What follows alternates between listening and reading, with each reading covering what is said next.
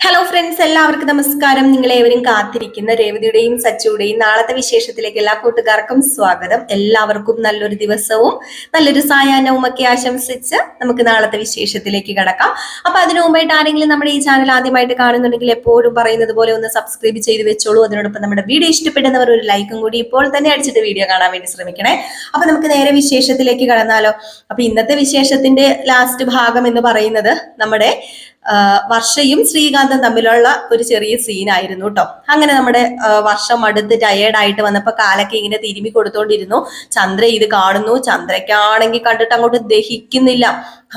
ആമക്കളെ കൊണ്ട് മരുമക്കള് ജോലി എടുപ്പിക്കുന്നു എന്നതാണ് സത്യം പറഞ്ഞ ചന്ദ്രയുടെ വിഷയം. അവർക്ക് ആമക്കൾക്ക് വില കിട്ടുന്നില്ല. ഭാര്യമാര് ആമക്കളെ കൊണ്ട് എല്ലാം ജോലി ചെയ്യിപ്പിക്കുന്നതാണ്, പെൺകോന്തന്മാരാണ് എന്നൊക്കെയാണല്ലോ നമ്മുടെ ചന്ദ്രയുടെ ആ ഒരു ഇത്. അപ്പം ചന്ദ്രയുടെ ഒരു വിചാരം എന്ന് പറഞ്ഞാൽ പഴയ സ്ഥിതിയില, ആ പഴയ യുഗത്തിലാണ് ഇപ്പോഴും ചന്ദ്ര നിൽക്കുന്നത്. ചന്ദ്രയാണെങ്കിൽ ഇപ്പോഴും നമ്മുടെ ഭാര്യമാരെന്ന് പറഞ്ഞാൽ വീട്ടിൽ ഒതുങ്ങിക്കൂടി അടുക്കള പണിയൊക്കെ ചെയ്ത് പുറത്തേക്കൊന്നും ഇറങ്ങാതെ ഭർത്താക്കന്മാർക്ക് വേണ്ടി അങ്ങോട്ടെല്ലാം ത്യജിച്ച് ജീവിക്കുന്നവളായിരിക്കണം. പക്ഷെ ചന്ദ്ര എങ്ങനെയാണോ? അല്ല, ചന്ദ്ര എങ്ങനെയല്ല, മക്കളുടെ ഭാര്യമാർ അങ്ങനെ ആകണം എന്നാണ് നമ്മുടെ ചന്ദ്രയുടെ ആഗ്രഹം. അതൊക്കെ എവിടെ നിൽക്കട്ടെ, ഞാനിത് പറഞ്ഞു കാട് കയറി പോവാ അല്ലെ. അപ്പൊ അങ്ങനെ ക്യൂടെക്സ് ഇട്ട് കൊടുക്കാൻ പറഞ്ഞു. കാലൊക്കെ തിരുമ്പി കഴിഞ്ഞപ്പോഴത്തേക്കും വർഷ പറഞ്ഞു, എന്നാ പിന്നെ ശ്രീകാന്തെ ക്യൂടെക്സ് ഇട്ടതാ. അതെ, ഞാനേ ഒരു സീൻ ഇങ്ങനെ സീരിയൽ ചെയ്തുകൊണ്ടിരുന്നപ്പോൾ ഒരു സീനിൽ ഇങ്ങനെ കണ്ടു ക്യൂടെക്സ് ഇടുന്നത്. അപ്പൊ ഇട്ട് തരാൻ പറഞ്ഞു. എന്ത് ചെയ്തു, നമ്മുടെ ശ്രീകാന്ത് പിന്നെ അങ്ങ് ഇട്ട് കൊടുക്കാണ് കേട്ടോ. ആദ്യമൊക്കെ മടിച്ചെങ്കിലും ശ്രീകാന്ത് അങ്ങ് ഇട്ട് കൊടുക്കുകയാണ്. അപ്പൊ ഇതിനെക്കുറിച്ച് കൂടുതൽ പറയാത്ത ഞാൻ ഇന്നലത്തെ വിശേഷത്തിൽ പ്രമോയിലൊക്കെ പറഞ്ഞിട്ടുണ്ടായിരുന്നു, പിന്നെ നെക്സ്റ്റ് വീക്ക് പ്രമോയിലും ഞാൻ പറഞ്ഞിട്ടുണ്ടായിരുന്നു. അപ്പൊ അതുകൊണ്ടാണ് കൂടുതൽ അങ്ങോട്ട് വിവരിക്കാത്തത്. അപ്പൊ അങ്ങനെ ക്യൂടെക്സ് ഇട്ട് കൊടുത്തപ്പോഴത്തേക്കും പെട്ടെന്ന് ചന്ദ്ര വന്ന് വലിയ വഴക്കുണ്ടാക്കുകയാണ്. ചന്ദ്ര വഴക്കല്ല, എന്താ മോളെ വർഷേ നീ കാണിക്കുന്നത്? നമ്മൾ സ്ത്രീകള് ഇങ്ങനെയൊക്കെ ചെയ്യുന്നത് മോശമാണ്. അയ്യേ, മോശം മോശം മോശം. ഭർത്താക്കന്മാര് നമ്മളൊരു സ്ഥാനം കൊടുത്തിട്ടില്ലേ, ആ സ്ഥാനത്തിൽ നിന്ന് അപ്പുറത്തേക്ക് കടക്കാൻ പാടില്ല. ഭർത്താക്കന്മാര് നമ്മള് ദൈവമായിട്ട് കാണണം, അവരെ കൊണ്ട് ഇങ്ങനെയൊന്നും ചെയ്യിപ്പിക്കരുത്.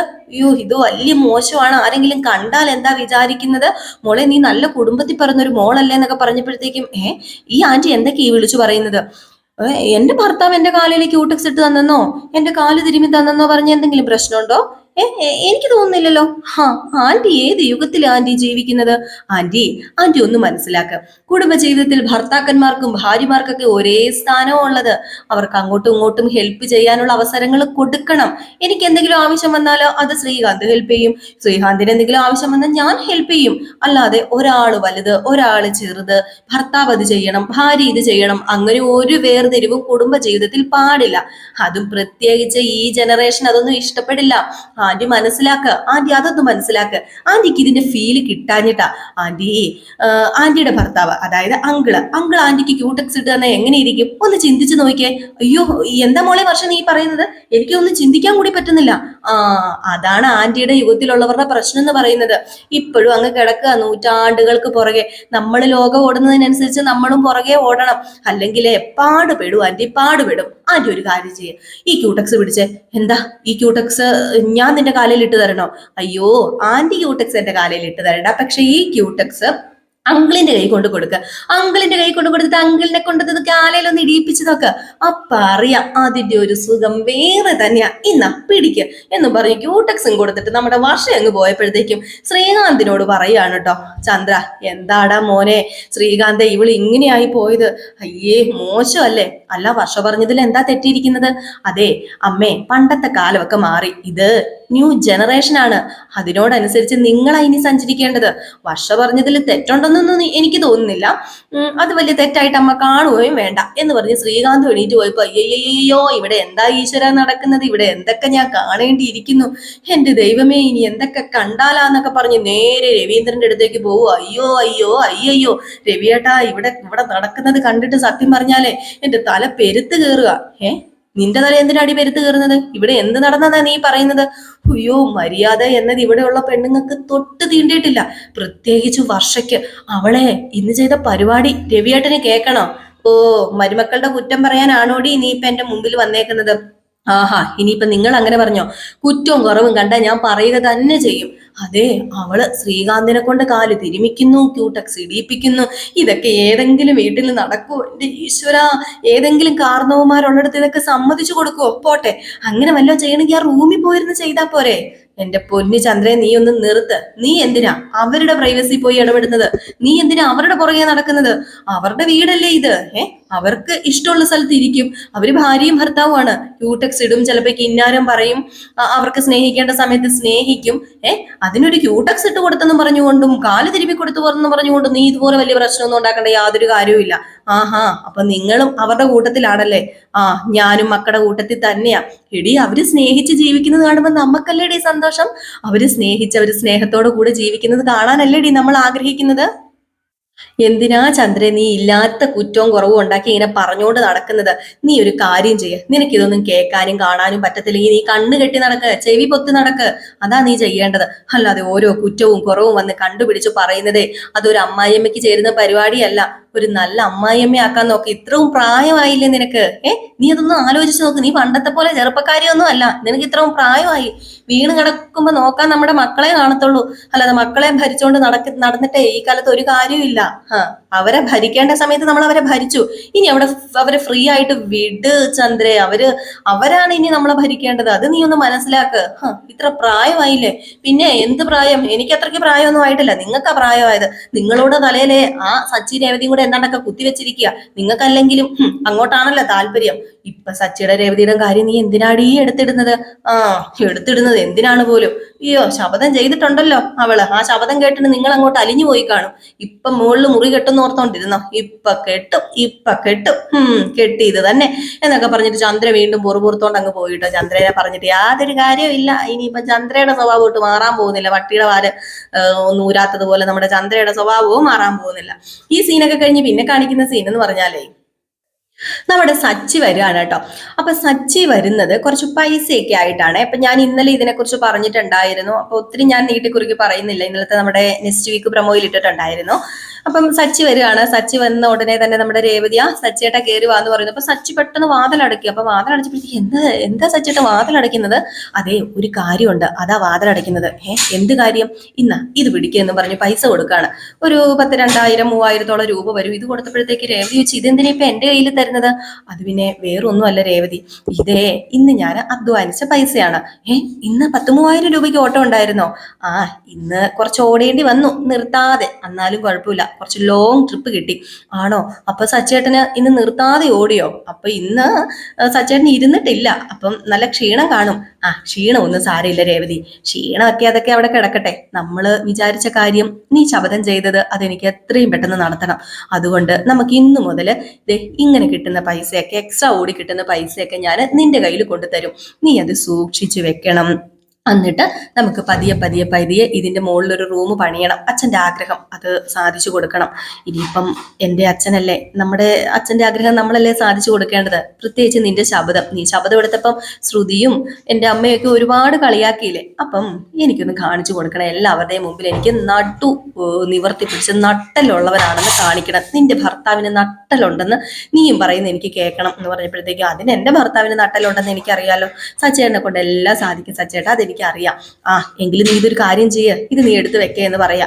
അങ്ങനെ അവിടെ ഒരു ഡ്രോമേശയ്ക്കകത്ത് നമ്മുടെ രേവതി അത് എടുത്ത് വെച്ചിട്ട് രേവതിയുടെ കയ്യിലുള്ള കുറച്ച് പൈസയും കൂടി, ഇന്ന് എനിക്കും കുറച്ച് കൂടുതൽ പൂ കെട്ടാൻ പറ്റി, ഞാനും കുറച്ച് എഫേർട്ട് എടുത്ത് കുറച്ച് പൂ കൂടുതൽ കെട്ടി സച്ചേട്ടാ, അതുകൊണ്ട് ഇതും കൂടി ഇരിക്കട്ടെ എന്ന് പറഞ്ഞ് ആ പെട്ടിക്കകത്ത് വെച്ചിട്ട് നമ്മുടെ രേവതി പറഞ്ഞു, ഈ പെട്ടി എന്ന് പറയുമ്പോൾ നമുക്കിത് നേരെ ഒരു ബാങ്കിലേക്ക് കൊണ്ടിടാം എന്നിങ്ങനെ പറഞ്ഞിട്ട് ആ പെട്ടിക്കകത്ത് എടുത്ത് വെച്ചേക്കാണ്. അങ്ങനെ ആ പെട്ടിക്കകത്ത് എടുത്ത് വെച്ച് അടച്ചു കേട്ടോ. അവരുടെ റൂമിനകത്ത് ആ ഒരു ഡ്രോമേശയ്ക്കകത്ത് എടുത്ത്, അവരുടെ റൂമാണോ അവരുടെ റൂം അല്ലാന്ന് തോന്നുന്നു, കാരണം ഏതോ ഒരു റൂം. ഇനിയിപ്പോൾ അവർക്ക് റൂമില്ലാത്തതുകൊണ്ട് ആകെപ്പാടെ മൊത്തം കൺഫ്യൂഷൻ ആയി പോയത്. ഏത് റൂമിനകത്താണോ അവർ ഏതോ ഒരു ഡ്രോമേശയ്ക്കകത്ത് കൊണ്ട് അടച്ചു വെച്ചു കഴിഞ്ഞപ്പോഴത്തേക്കും സച്ചു പറഞ്ഞു, കാലിന് വല്ലാത്ത വേദനയുണ്ട്. അപ്പൊ ഇന്ന് ഇരുന്നിട്ടില്ല.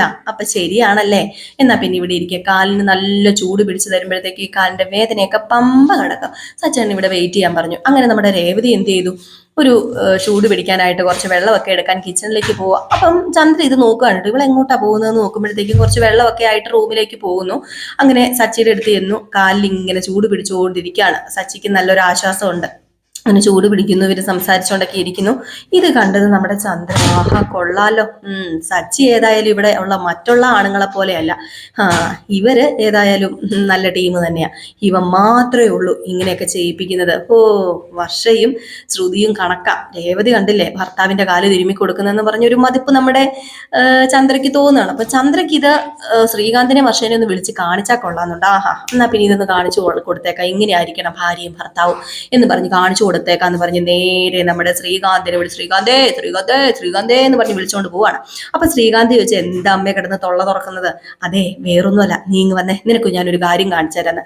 ആ ഒരു സമയത്ത് നമ്മുടെ സച്ചിയും രേവതിയും കൂടെ കാലിൽ ചൂട് പിടിച്ചുകൊണ്ടിരുന്ന സമയത്ത് രേവതി പൂ കെട്ടുന്ന കാര്യം പറഞ്ഞു കേട്ടോ, ഒത്തിരി പൂ കെട്ടാനൊക്കെ ഉണ്ടായിരുന്നെന്ന്. അപ്പൊ എന്ത് ചെയ്തു നമ്മുടെ സച്ചി, ദേ നിർത്തിക്കേ, മതി, ഇങ്ങ് വന്നേ, ഞാൻ നിന്റെ കൈ തിരുമ്മി തരാം. ദേ ഈ കൈ കൊണ്ടൊന്ന് ഒരുപാട് പൂ കെട്ടിയതല്ലേ, അപ്പൊ ഈ കൈക്കും വേദനയുണ്ട്, എന്റെ കാലിന് മാത്രമല്ല നിന്റെ കൈക്കും വേദന കാണും എന്ന് പറഞ്ഞ് ആ കൈ ചൂടുവെള്ളമൊക്കെ അവിടെ വെച്ച് തുണിയൊക്കെ മാറ്റി വെച്ചിട്ട് നേരെ കൈ പിടിച്ച് തിരുമ്മി സച്ചി ഇങ്ങനെ കൊടുക്കുകയാണ്. അപ്പൊ നമ്മുടെ ചന്ദ്ര ഇവിടെ പ്രതീക്ഷിച്ചിരിക്കുന്നത് ഇവിടെ കാല് തിരുമിച്ച് കൊടുക്കുന്നത്, കാലിൽ ചൂട് പിടിച്ചു കൊടുക്കണം കാണിക്കാൻ വേണ്ടിയാ ശ്രീകാന്തിനെ വിളിച്ചുകൊണ്ട് വരുന്നത്. അതിൻ്റെ ഇടയില് വർഷ എന്തിയെന്നും ചോദിച്ചു. വർഷ എങ്ങാണ്ട് കുളിക്കൂ അങ്ങനെ എങ്ങാണ്ടാണ് കേട്ടോ. അപ്പൊ അതുകൊണ്ട് വർഷനെ കൊണ്ടുവന്നില്ല, ശ്രീകാന്ത് തന്നെ വന്നു. ശ്രീകാന്ത് നോക്കി കഴിഞ്ഞപ്പോഴത്തേക്ക് ഇതെന്താ അമ്മേ, ഇതിപ്പം ഏടത്തിയുടെ കൈ ഏട്ടൻ തിരുമ്മി കൊടുക്കുന്നു. ഇത് തന്നെയല്ലേ ഞാനും ചെയ്തത്, ഇതിനെന്താ പ്രശ്നം ഇരിക്കുന്നത്? അയ്യോ അയ്യോ അയ്യോ ഇതല്ലായിരുന്നു, ഇതിപ്പോ എന്താ പറ്റിയെന്ന് എനിക്കറിയില്ലല്ലോ എന്ന് പറഞ്ഞപ്പോ, എന്താ അമ്മയ്ക്ക് വട്ടുണ്ടോ? അമ്മ ആ കാര്യമൊക്കെ അങ്ങ് വിട്ടേ, അമ്മ എന്തിനു ഇതൊക്കെ മനസ്സിൽ കൊണ്ട് നടക്കുന്നത്? ഭർത്താവും ഭാര്യയും ആകുമ്പോ അങ്ങോട്ടും ഇങ്ങോട്ടും തിരുമിയൊക്കെ കൊടുക്കും. ഇതെന്തോ അമ്മ, ഇത് മനുഷ്യനെ ചുമ്മാ വട്ട് പിടിപ്പിക്കാനായിട്ട് സമയം കളയാനായിട്ടെന്ന് പറഞ്ഞ് നമ്മുടെ ശ്രീകാന്ത് ദേഷ്യം വന്നങ്ങ് പോവാണ് കേട്ടോ. അപ്പോഴത്തേക്കും ചന്ദ്രയ്ക്ക് എന്റെ ദൈവമേ, ഇതിൽ പരം ഇനി അക്കിടി പറ്റാൻ വേറെ ഒന്നും ഇല്ലാത്തൊരവസ്ഥയാണ്. കാരണം ഒരുപാട് പ്രതീക്ഷിച്ചിരുന്നു. ഇത് കഴിഞ്ഞ് പിന്നെ കാണിക്കുന്ന സീനാണ് നമ്മുടെ സുധിക്ക് ഇന്ന് കുറച്ച് പൈസയൊക്കെ കൊണ്ട് കൊടുത്തല്ലോ, കുറച്ച് പൈസയൊക്കെ ആയിട്ടാണല്ലോ വന്നത്, ഫ്രിഡ്ജോ മേടിക്കാനൊക്കെ ആയിട്ട്. അങ്ങനെ അവര് വന്ന് ഫ്രിഡ്ജൊക്കെ മേടിച്ചുകൊണ്ട് പോവുകയാണ്. അപ്പൊ അവര് വന്ന് 2-3 ഫ്രിഡ്ജൊക്കെ എടുത്തു. അവര് വന്ന് ഫ്രിഡ്ജ് എടുത്തപ്പോഴത്തേക്കും പൈസ കൊടുത്തു, പക്ഷെ ബില്ല് അടിക്കണ്ടെന്ന് അവർ പറയുന്നുണ്ട്. പൊട്ടൻ അതൊന്നും മനസ്സിലാവില്ലല്ലോ, പൊട്ടന് പൈസ കുറച്ച് കിട്ടിയാൽ മതിയല്ലോ, ഈ പറയുന്ന നമ്മുടെ സുധി പൊട്ടന്. സുധി ആണെങ്കിൽ ആദ്യമൊക്കെ അമ്പരന്നെങ്കിലും 4 ലക്ഷം രൂപ കിട്ടുന്ന കേസല്ലേ എന്നോർത്ത് ബില്ല് അടിക്കാതെ ആ പൈസ മേടിച്ചു വെക്കുകയും ചെയ്തു. ഏതായാലും അത് വലിയൊരു പ്രശ്നത്തിലേക്കാണ് നമ്മുടെ സുധീനെ കൊണ്ട് എത്തിക്കുന്നത്. സുധിക്ക് വൻ നഷ്ടമാണ് ഉണ്ടാകുന്നത്. കാരണം ആ 4 ലക്ഷം രൂപ കള്ളനോട്ടാണ്. അപ്പൊ എന്ത് ചെയ്യും? പോലീസ് വരികയാണ്, പോലീസ് വന്ന് പിടിക്കുകയാണ്. പോലീസ് വന്ന് പിടിച്ച്, പോലീസ് അല്ല വരുന്നത്, വിജിലൻസ് ഓഫീസ് അങ്ങനെ എങ്ങാണ്ട് ആൾക്കാർ വന്ന്, കസ്റ്റംസോ അങ്ങനെ എങ്ങാണ്ട്, വിജിലൻസോ അങ്ങനെ എങ്ങാണ്ടുള്ള ആൾക്കാരൊക്കെയാണ് വരുന്നത്. അപ്പൊ അവര് വന്നിട്ട് കടയിൽ നിന്ന് നമ്മുടെ സുധിക്ക് കിട്ടിയ 4 ലക്ഷം രൂപ എടുത്തോണ്ട് പോകുന്ന ഒരു സീനും കൂടെ ഉണ്ട്. സഹിക്കുമോ നമ്മുടെ സുധി? 4 ലക്ഷം രൂപ ഒറ്റയടിക്ക് പോയി. അതിന്റെ കൂടെ തന്നെ തനിക്കുണ്ടായിരുന്ന 3-4 ഫ്രിഡ്ജോ അവർ കൊണ്ടുപോയി. ഫ്രിഡ്ജോ വാഷിംഗ് മെഷീനോ AC ഒക്കെ അവർ എടുത്തോണ്ടും പോയി. മാത്രമല്ല പോലീസ് സ്റ്റേഷനിൽ കയറി ഇറങ്ങേണ്ടി വരുന്ന ഒരവസ്ഥ. അതിന്റെ കൂടെ തന്നെ നഷ്ടപരിഹാരമായിട്ട് എത്രയോ തുക കെട്ടിവെക്കണം, അല്ലെങ്കിൽ ജയിലിൽ പോയി കിടക്കേണ്ടി വരും. എന്ത് ചെയ്യാനാണ്? ഇനിയിപ്പം ചന്ദ്രയുടെ കൈയും കാലും പിടിച്ച് രക്ഷപ്പെടുക എന്നുള്ളതല്ലാതെ വേറൊരു മാർഗം നമ്മുടെ ശ്രുതിക്കില്ല. ശ്രുതി ഇതറിഞ്ഞു കഴിഞ്ഞിട്ടുണ്ടെങ്കിൽ നല്ല ചീത്ത പറയുകയും ചെയ്യും നമ്മുടെ ശ്രുതിനെ. അപ്പൊ ശ്രുതിക്ക് പേടിയാ ശ്രുതിയോട് പറയാൻ. അതുകൊണ്ട് ചന്ദ്രയോടാണ് പറയുന്നത്. അതൊക്കെ അവിടെ നിൽക്കട്ടെ, അതൊക്കെ ചിലപ്പോൾ നാളെ കാണിക്കാൻ വഴിയില്ല കേട്ടോ. ഏകദേശം ഈ ഒരു ഭാഗമൊക്കെ കാണിച്ചിട്ടാണ് നാളത്തെ വിശേഷം അവസാനിക്കുന്നത്. കാരണം ഇന്നലെ ഞാൻ ഇത് പറഞ്ഞിട്ടുണ്ടായിരുന്നു കേട്ടോ, നെക്സ്റ്റ് വീക്ക് പ്രമോയിൽ പറഞ്ഞിട്ടുണ്ടായിരുന്നു. ഇനിയിപ്പം അത് കേട്ടവരും ചിലപ്പോൾ ഇതൊന്നും കൂടി അവർക്ക് ആവർത്തിച്ചു എന്ന് തോന്നുമായിരിക്കും. കാരണം ഇത് നാളത്തെ കഥയാട്ടോ പറഞ്ഞു. ഞാൻ നെക്സ്റ്റ് വീക്ക് പ്രമോ ഫുള്ള് പറഞ്ഞപ്പോഴാണ് ഇത് ഇടയ്ക്ക് കയറി വന്നിരിക്കുന്നത്. ഞാൻ പ്രത്യേകം ഓർമ്മിപ്പിക്കുകയാണ്. അപ്പൊ എല്ലാവരും കാത്തിരിക്കുക. നമ്മൾ നെക്സ്റ്റ് വീക്ക് പ്രമോ ഇട്ടിട്ടുണ്ട്. ഇത് നാളത്തെ കഥയാണ് ഇട്ടിരിക്കുന്നത്. നമ്മൾ ഇന്നത്തെ കഥ ഇട്ടിട്ടില്ല. കാരണം ഇന്നലത്തെ നെക്സ്റ്റ് വീക്ക് പ്രമോയിൽ ഞാൻ ഇന്നത്തെ കഥ പറഞ്ഞിട്ടുണ്ടായിരുന്നു. ഞാൻ പിന്നെ എന്റെ കാര്യം നിങ്ങളോട് പറഞ്ഞായിരുന്നു. ചിലപ്പം എനിക്ക് എപ്പോഴും വീഡിയോ ചെയ്യുവാനുള്ള ഒരു സാഹചര്യം ഇപ്പൊ ഇല്ലാത്തൊരു ഇതിലാണ്. അപ്പൊ അതുകൊണ്ടാണ് ഞാൻ രാവിലത്തെ വീഡിയോ ഇപ്പം ഒഴിവാക്കിയിരിക്കുന്നത്. നാളെ മുതൽ നാളെ നമുക്ക് തിങ്കളാഴ്ചയാണല്ലോ, നാളെ മുതൽ ഞാൻ രാവിലത്തെ വീഡിയോ നയനയുടെയും ആദർശിന്റെയും കഥയൊക്കെ ആയിട്ട് വരുന്നതായിരിക്കും. ഇപ്പൊ നയനയുടെയും ആദർശിന്റെയും കഥയിൽ ഇപ്പൊ നടന്നുകൊണ്ടിരിക്കുന്നത് വേറൊന്നും അല്ല കേട്ടോ. നമ്മുടെ നന്ദുവും അവിടെയുള്ള ആ ഒരു പുതിയ പോലീസുകാരനും തമ്മിലുള്ള വിവാഹാലോചന ഇങ്ങനെ കത്തിക്കേറിക്കൊണ്ടിരിക്കുകയാണ്. നമ്മുടെ അനിക്കാണെങ്കിൽ അത് വലിയൊരു പ്രശ്നമായി തീർന്നിരിക്കുകയാണ്. അപ്പൊ അതാണ് ഇപ്പൊ അവിടെ കൂടുതലായിട്ട് നടക്കുന്നത്. അപ്പൊ ഞാൻ അടുത്ത വിശേഷവുമായിട്ട് വരുന്നവരെ ടാറ്റ ബൈ ബൈ. ലൈക്ക് അടിക്കാൻ മറക്കരുതേ.